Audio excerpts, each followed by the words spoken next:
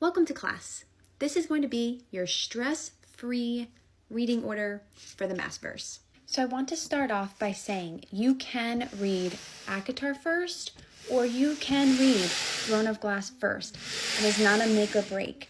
What I chose to do was ACOTAR. So ACOTAR is romantasy. We read it for the romance, the spice, and honestly a really good plot too. This is fantasy, or YA fantasy. We read this for the found family, the world building, the plot, and subplot romance. For me, ACOTAR was a good start because when you get to that scene in this series, it hits harder. I think. This is my opinion. But either way, you're good. Whichever one interests you more, read that first. When you get to Throne of Glass, whenever that is, you're going to want to start with Assassin's Blade first. Many people say to read a third or fourth. I prefer to read in chronological order. If you don't want to stop in the middle of the series and go back in time, that reading order is not for you.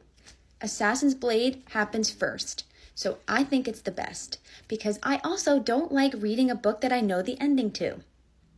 Should you or should you not do the tandem read? These two books happen at the same time. I think you should do the tandem read. This is more action-packed. This is more story, character development.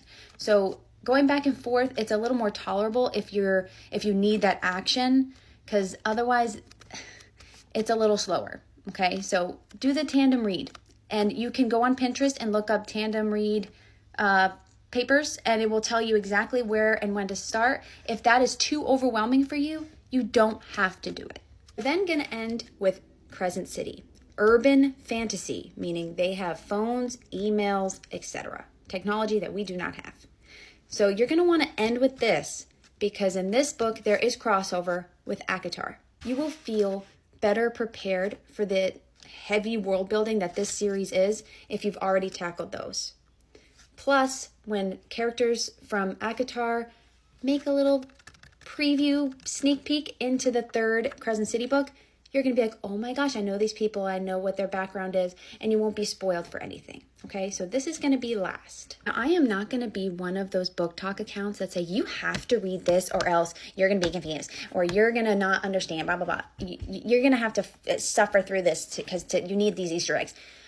I think that you should never suffer through reading a book.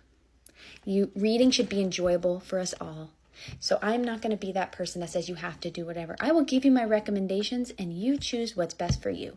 But this was, to me, the elite reading order, and I wouldn't change it. I'm happy with what I did. So there you have it.